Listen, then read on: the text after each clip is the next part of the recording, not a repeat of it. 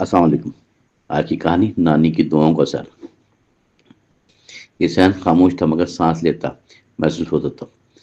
اینٹ میں برسوں کی کہانی سوئی ہوئی تھی۔ صبح کی پہلی دھوپ یہاں آ کر ٹھہر جاتی تھی، جیسے کسی بزرگ کے ہاتھوں میں دعا دے رہی ہو۔ یہ صحن نانی کو دنیا تھا۔ یہ صحن نانی کی دنیا تھی، اصل معنوں میں، جہاں وہ اپنے لفظوں سے تدبیر سنوار دیتی تھی۔ ہم بچوں اسے بس ایک کھلی جگہ سمجھتے تھے، مگر نانی جانتی تھی کہ اس کی روح زندہ ہے۔ نانی فجر کے بعد آہستہ قدموں سے آتی، وضو کر کے قطرے فرش پر گر کے چمک جاتے، اور جھاڑو لگاتی تو گرد نہیں دعائیں اٹھتی۔ ہر کونے میں رک کر کچھ پڑھتی جاتی تھی۔ ہم پوچھتے، نانی کیا کہہ رہی ہیں؟ آپ وہ مسکرا کر کہتی، گھر کی حفاظت مانگتی ہوں۔ ہم ہنس دیتے، بات پوری سمجھ نہ آتی تھی، مگر دل کو عجیب سا سکون ملتا تھا۔ امی کہتی، نانی اب آرام بھی کر لیا کریں۔ نانی کہتی، یہی دعا کا کوئی وقت نہیں، جب دل صاف ہو وقت خود راستہ دے دیتا ہے۔ ان کے لفظ ہلکے مگر وزن دار ہوتے تھے۔ امی خاموش ہو جاتی تھی، نظریں جھکا لیتی تھی، کیونکہ نانی کی باتوں میں تجربہ بولتا تھا۔ یہ صحن ان کی مکالموں کا گواہ تھا۔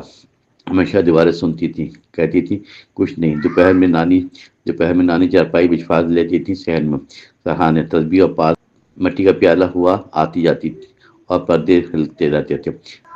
نانی آنکھیں بند کر کے نام گنواتی رہتی تھی۔ ہم کھیلتے، شور مچاتے، ادھر ادھر بھاگتے۔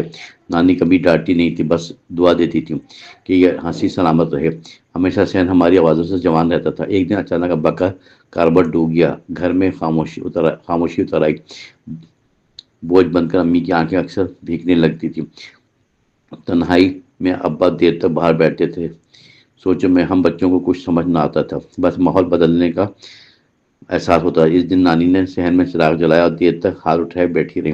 ہم نے پہلی بار نانی کو روتے دیکھا۔ آنسو خاموشی سے ان کے رخسار پر بہہ گئے، مگر دعا کا سلسلہ رکا نہیں۔ لمحہ بھر وہ کہہ رہی تھی، یا اللہ حوصلہ دے، یہ گھر تیرا ہے، ہم بس تیرے امانت دار ہیں۔ میں گھومتے رہے دیر تک۔ اگلے دن ابا کے لیے نئی امید آئی، جیسے کسی نے راستہ دکھا دیا ہو۔ وقت گزرتا گیا، حالات راستہ سنبھلنے لگے۔ ابا کو نئی ملازمت مل گئی، بہتر تنخواہ کے ساتھ۔ امی کے چہرے پر رنگ واپس آنے لگا۔ ہم بچوں کی فیس وقت پر جمع ہونے لگی۔ سب نے اسے محنت اور قسمت کہا، مگر نانی نے صرف شکر ادا کیا۔ کہتی تھی کہ دعا نے دیر کی مگر انکار نہیں۔ صحن نے ایک بات بھی گواہی دی، خاموشی سے۔ نانی بڑھاپے کی طرف بڑھ رہی تھی، آہستہ۔ ان کے قدم اب پہلے جیسے مضبوط نہ رہے، مگر صحن تک آنا انہوں نے نہ چھوڑا۔ کہتی تھی، یہاں بیٹھے بغیر دن ادھورا لگتا ہے، ہم انہیں سہارا دے کر لاتے روزانہ۔ وہ فرش کو ہاتھ لگا کر سلام کرتی تھی اور کہتی، اس جگہ نے ہمیں بہت دیا، اب اس کا حق ادا کرنا باقی ہے۔ ایک رات نانی کی طبیعت بہت خراب ہو گئی۔ ہم سب گھبرا گئے، اسپتال لے جانے کی تیاری کی۔ نانی نے کمزور آواز میں بس اتنا کہا، مجھے صحن میں کچھ دیر بٹھا دو۔ ہم حیران مگر انکار نہ کر سکے۔ وہ چارپائی پر لیٹ کر آسمان کو دیکھنے لگی۔ لب ہل رہے تھے، مگر آواز نہ آ رہی تھی، آواز نہ نکل رہی تھی۔ اس رات کچھ زیادہ ہی نرم تھی۔ فجر سے پہلے نانی ہمیں چھوڑ گئی، خاموشی سے۔ کوئی شور، کوئی تکلیف، کوئی شکوہ نہیں، صرف ایک سکون جو دل میں اتر گیا۔ صحن اس دن عجیب حد تک خاموش تھا، پرندے بھی جیسے احترام میں چپ تھے۔ امی نے وہیں بیٹھ کر بہت روئی۔ ہم نے پہلی بار صحن کو اتنا خالی دیکھا، جیسے روح نکل گئی ہو دیواروں سے۔ دن گزر گئے مگر نانی کی کمی رہی۔